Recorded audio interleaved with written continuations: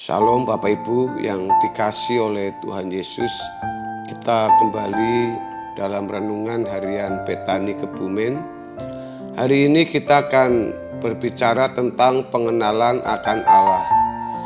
Bapak Ibu yang dikasihi oleh Tuhan Yesus, yang tidak boleh dilupakan dan menjadi hal yang utama dalam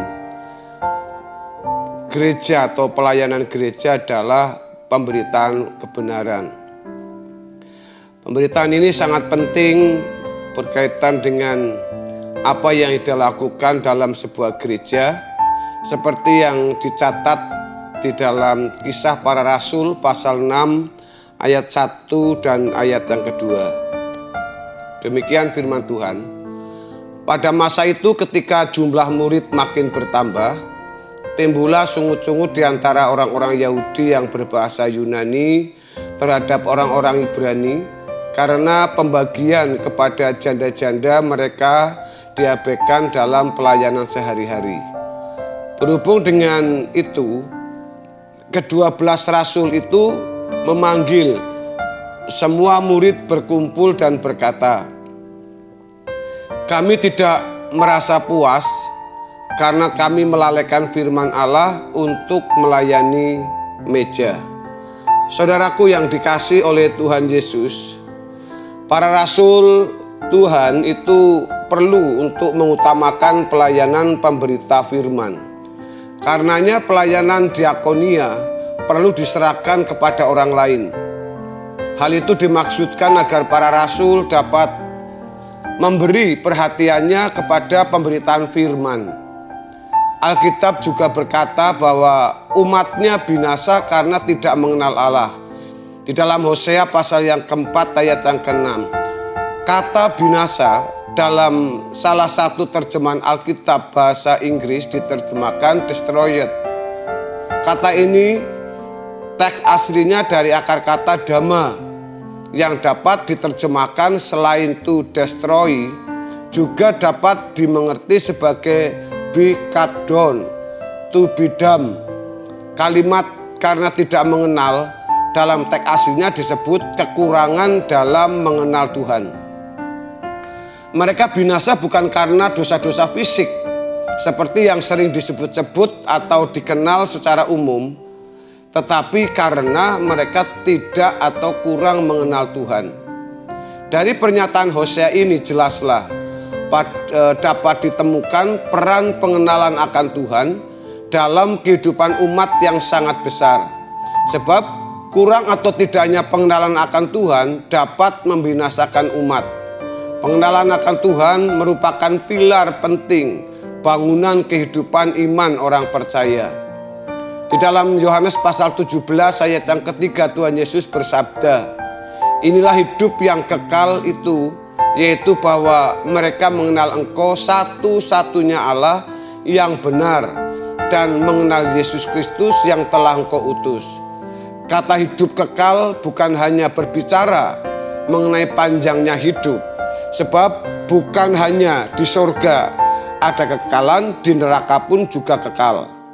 Tetapi hidup kekal juga berbicara mengenai dalamnya hidup, mutu atau kualitas hidup.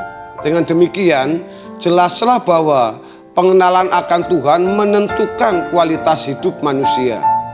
Itulah sebabnya Petrus di akhir suratnya berharap dan menghimbau agar orang percaya bertumbuh dalam pengenalan akan Tuhan. Tetapi bertumbuhlah dalam kasih karunia dan dalam pengenalan akan Tuhan dan Juru Selamat kita Yesus Kristus. Baginya kemuliaan sekarang dan sampai selama-lamanya. Dalam 2 Petrus 3 ayat 18. Apa yang menandai kualitas hidup kita ditingkatkan? Untuk mengerti relasional bahwa pengenalan akan Tuhan menentukan kualitas hidup umat Tuhan dapat dijelaskan dalam butir-butir sebagai berikut. Yang pertama, pengenalan akan Tuhan melepaskan beban kehidupan. Dalam Matius 11 ayat yang ke-28 terdapat undangan kelegaan dari Tuhan Yesus bagi mereka yang berlelah. Undangan kelegaan ini sering dipahami secara miskin sehingga kebenaran ayat ini tidak terwujud dalam kehidupan.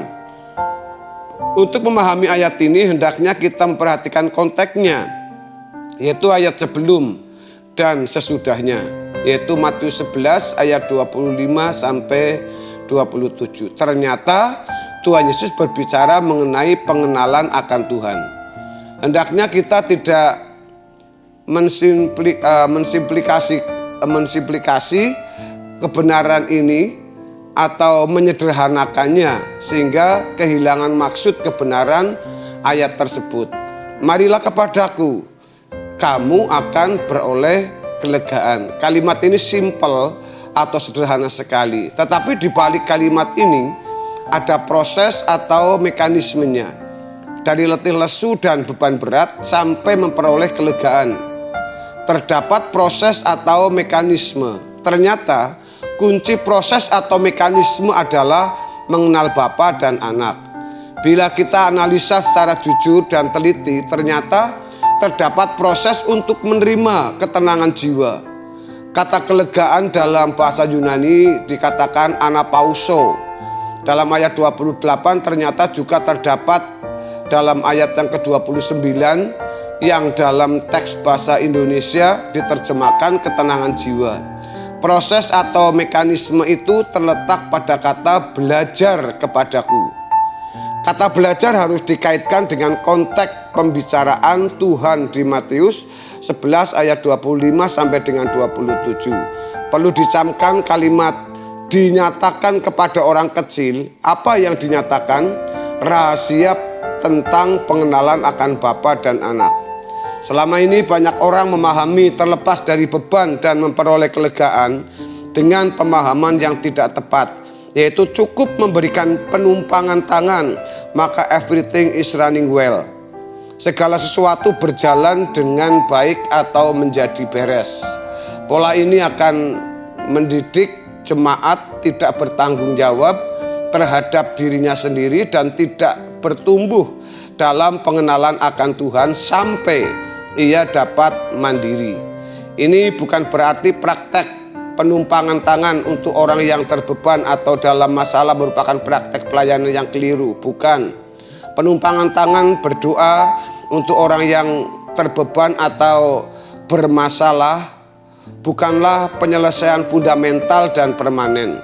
Penumpangan dapat memberikan kelegaan sesaat atau mengawali sebuah pemulihan atau kelegaan yang pada hakikatnya harus disertai dengan pertumbuhan pengenalan akan Tuhan.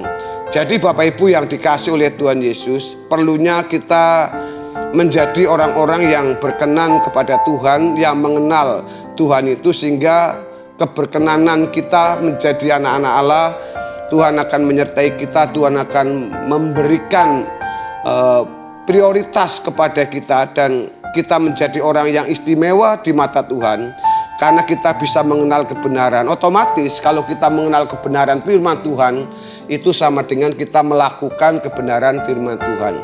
Bapak Ibu, kiranya kebenaran firman Tuhan pada hari ini membuat kita, menjadikan kita pengenalan yang benar terhadap Tuhan kita Yesus Kristus dan Bapa di surga. Kiranya kebenaran firman Tuhan hari ini memberkati kita semua. Haleluya. Amin.